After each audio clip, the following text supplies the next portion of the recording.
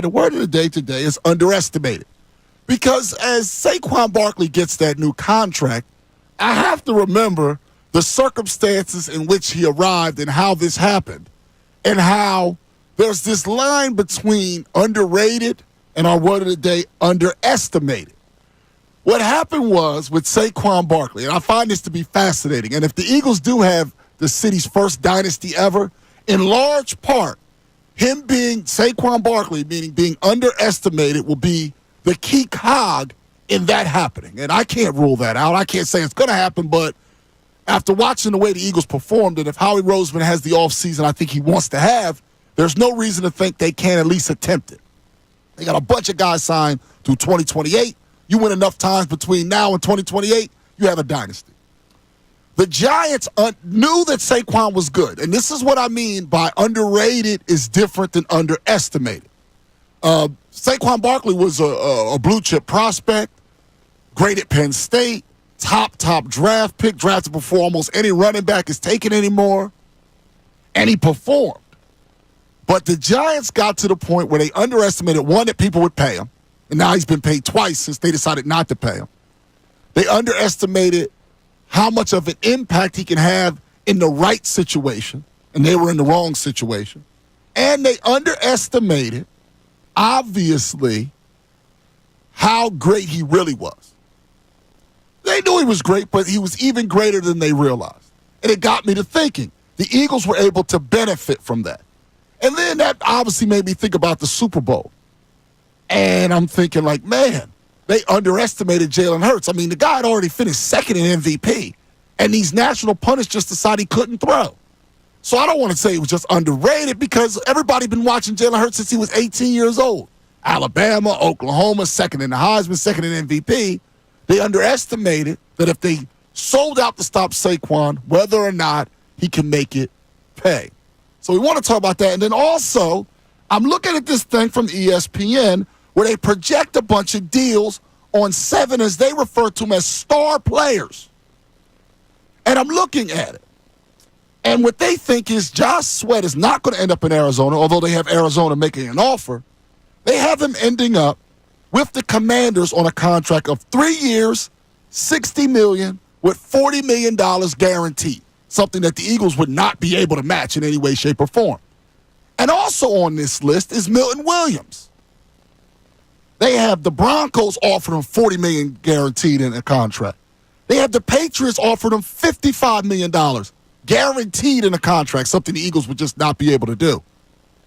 And they have the Vikings offering him 4 years, $96 million, with $75 million guaranteed according to those projections, and him going to the Minnesota Vikings. If that is true, the Eagles will not be able to bring back either one of those gentlemen from that Super Bowl squad. And I have to ask, in addition to pointing out, and we can discuss different players that have been underestimated, which is a little different than underrated. I think some fans, some of us, have underestimated how difficult it's going to be to replace Sweat and Milton Williams. If they're going to command that kind of money on the open market, don't tell me you automatically are going to replace that production with the, quote, small move that the majority of the fans want. So I want to know from the fans today, in addition to talking about Saquon being underestimated and others over the years. I think AI was underestimated. Many people. Not underrated. He was the first pick in the draft. Underestimated. Are we underestimating how difficult it will be to replace those two guys' production? What do you think, Ricky Bell? Yeah, I think we definitely are. I mean, it's funny because you go through looking at who the other free agents are, and you look at the list.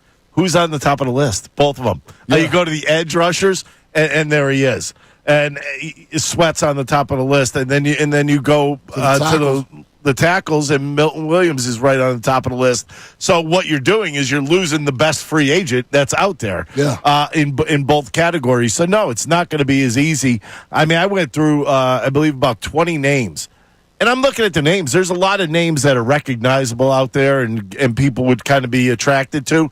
And then you're looking at the age. And then you're looking at injuries that they had. And you're like, you know what? There's not a ton out here. So be careful what you ask for. I think that's the biggest thing that you have to do is be careful what you ask for because you're losing two great players. Whether people think it or not, I know a lot of people will say, well, Josh Sweat was inconsistent. He had his runs of sacks, then he'd go silent for 4 or 5 games.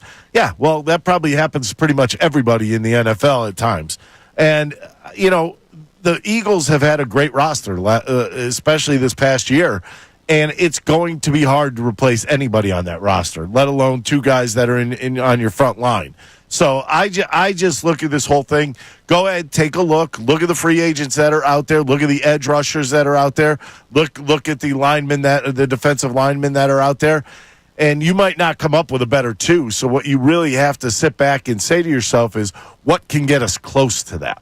And that's what you have to try to do. And then there's money situations that how he's got to be the one to understand all that. But I mean, for us, you could go out there, pick Khalil Mack if you want, and say what are the positives, what are the negatives of bringing this guy in. But it's not always that simple.